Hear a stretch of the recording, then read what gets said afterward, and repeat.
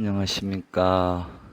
오늘은 부처님 말씀은 지옥, 천상, 열반이라는 제목으로 강경 시작하겠습니다.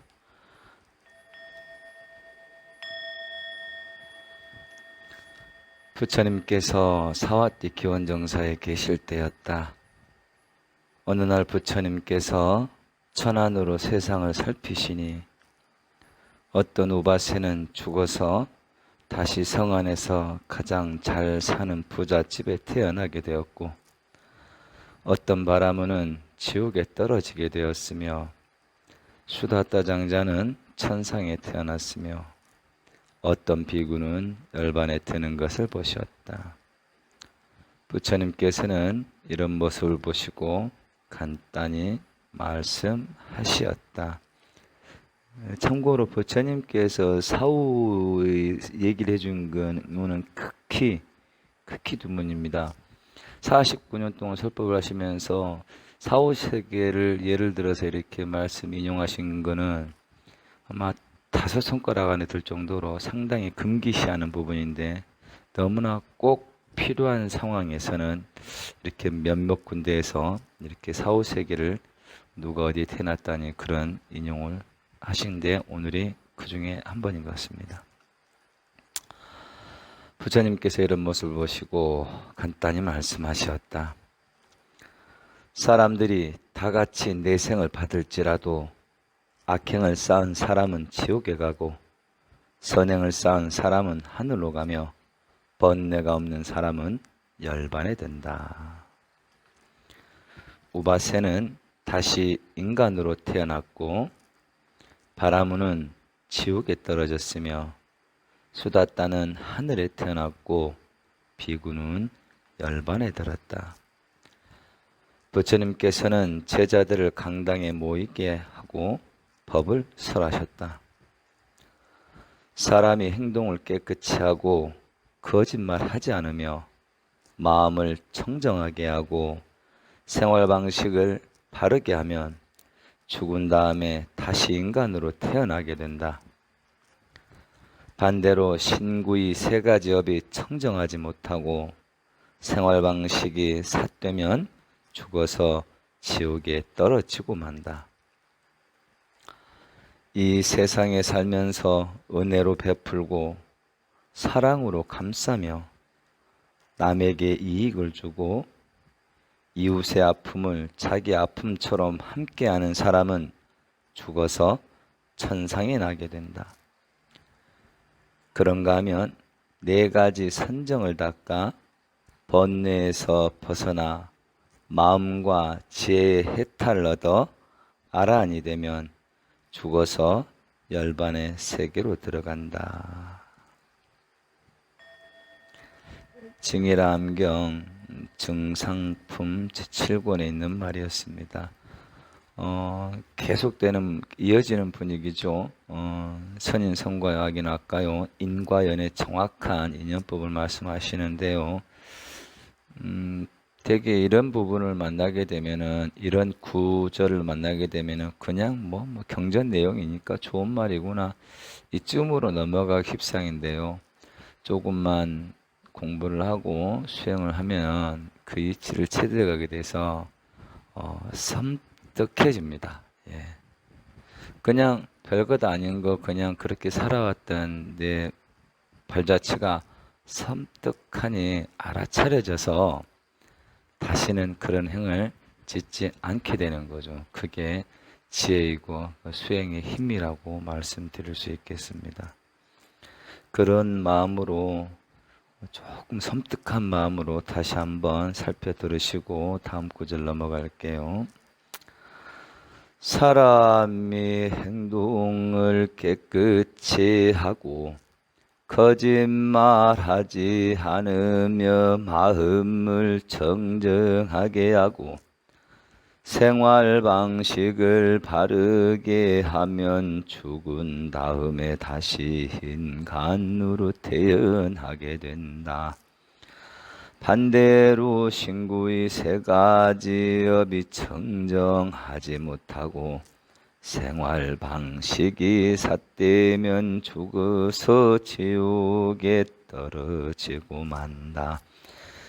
이 세상에 살면서 은혜로 베풀고 사랑으로 감싸며 남에게 이익을 주고 이웃의 아픔을 자기 아픔처럼 함께하는 사람은 죽어서 천상에 나게 된다.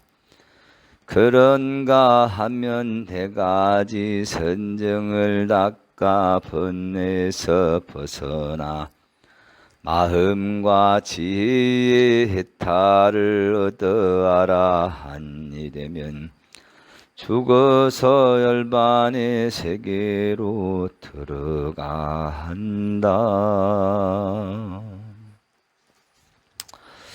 다음 읽을 구절은 엄만 남는다 라는 제목으로 오늘 한 구절 하고 마무리할까 합니다. 엄만 남는다. 부처님께서 사와띠 기원정사에 계실 때였다. 꼬살라국의 빠세나디 왕은 보왕 마꼬살라의 뒤를 이을 때 이복 형제 100명을 죽이고 나서야 왕권을 잡을 수 있었다. 이복 형제 100명을 죽였다는 말은 우리 불교의 중홍기를 이끈 아쇼카 왕 시대하고도 일맥상통하네요. 비슷한 점이 있네요. 그는 왕권을 잡은 뒤에 자신이 저지른 행위에 고백하듯이 깊이 후회하며 말했다. 내가 태자 시절부터 많은 죄를 지었는데 또 왕권을 잡기 위해 다시 100여 명의 형제들을 죽이고야 말았다. 누가 나의 이 후회하는 마음을 달래줄 수 있겠는가? 아마 세존이라면 나의 이 마음을 달래주실 수 있을 것이다. 이제 더 이상 망설이지 말고 세존을 찾아뵙도록 하자. 부처님을 찾아뵙기로 결심한 빠세나디 왕은 행차에 나설 준비를 시켰다. 왕이 타고 가는 수레에 온갖 깃발을 꽂고 앞뒤로 무장한 군사를 세우고 앞에서 북을 치고 나팔을 불면서 기원정사가 있는 제따테자의 동산에 도착했다. 빠세나디는 부처님이 계신 기원정사에 들어가기 전에 정사의 입구에서 무장을 해제하고 맨몸으로 부처님께 인사를 드리면서 말했다. 제가 지금 참여하나이다. 지난날의 잘못을 뉘우치고 미래를 향해 선업을 닦겠나이다. 제가 한때 어리석었던 탓에 이복 형제 100여 명을 죽이기까지 했습니다. 이때 부처님께서 빠세나디 왕에게 말씀하셨다. 대왕이여 잘 오셨소. 자리에 편히 앉으시오. 사람의 목숨이란 덧없는 것이라 기껏 살아야 100년을 넘기질 못하오. 그러니 자기를 위해서나 가족이나 나라를 위한다고 죄업을 짓지 말고 임금의 자리를 위해서 고의적으로 악행을 하지 마시오. 석청이 처음에는 달콤하지만 뒤에는 쓴 것처럼 권력이 좋은 듯 하지만 업보를 받을 때는 괴롭기 짝이 없을 것이오. 그러니 100년을 채우지 못하는 이 짧은 인생을 위하느라 죄짓지 마시오. 인생에는 막을 수 없는 4가지 두려움이 있으니 나고 늙고 병들어 죽는 것을 말하오. 그것은 주술이나 약초로도 막을 수 없소. 죽음에 다다라서는 은혜와 사랑은 헤어지고 육신은 흙으로 돌아간다오. 대왕이여, 법답게 나라를 다스리고 법답지 못한 일을 하지 마시오. 정법으로 백성을 다스리면 죽어서 천상에 태어날 것이고 죽더라도 대왕을 사모하는 마음이 온 나라에 가득할 것이오. 부디 선행을 쌓아 복을 닦으시오. 살아서 선행을 닦지 않으면 후에도 소용이 없을 것이요. 부처님께서 다시 간략하게 말씀하셨다. 지혜로운 사람이라면 은혜로 보시하여 성현의 칭찬을 받나니 깨끗한 마음으로 교만하지 말라. 의사가 온갖 약을 쏘도 죽음을 막을 수 없고 친척들이 몰려와 재물 둔 곳을 물어도 그는 듣지도 말할 수도 없느니라. 사람이 죽어 무덤으로 돌아갈 때는 재물과 친족은 흩어지고 자신이 살아서 닦은 업만 남나니 부디 살아서 선행을 쌓을지어다. 아무리 큰 악을 지었더라도 뉘우치면 허물은 없어지리니 자신의 허물을 깊이 뉘우칠 때라야 악의 뿌리는 사라지느니라. 자신이 지은 악업을 벗어나게 할 사람은 부모도 아니요 형제도 아니며 친족이나 쌓아온 재물도 아니로다.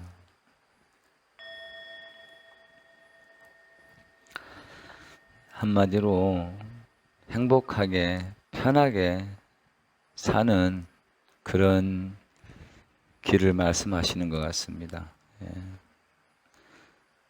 탐진치를 여의고 바르고 맑고 깨끗한 행을 할 때, 그런 업을 지을 때, 남을 위하고 배려하는 마음을 지을 때 우리는 평화롭고 그 어느 것에도 구애받지 않는 행복을 얻을 수 있다고 말합니다.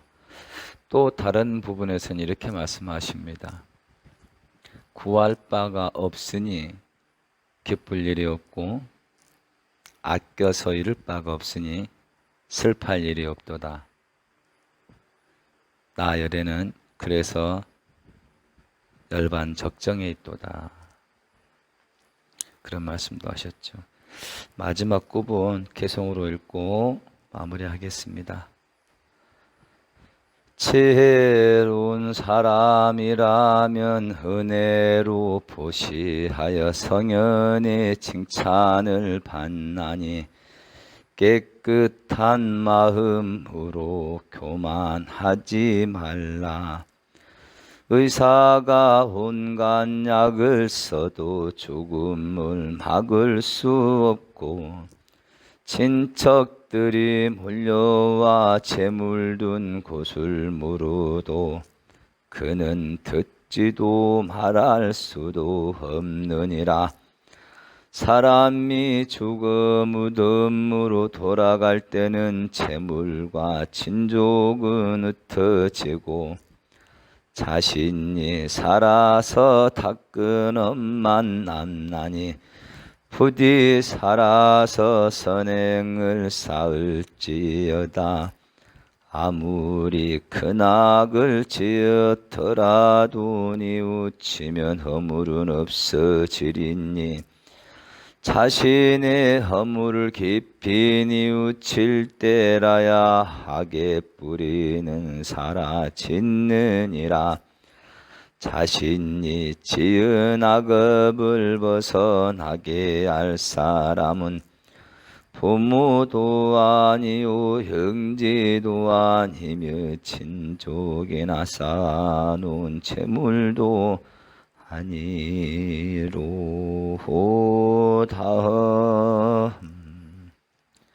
정일암경 대애도열반품 제8장에 있는 말씀이었습니다.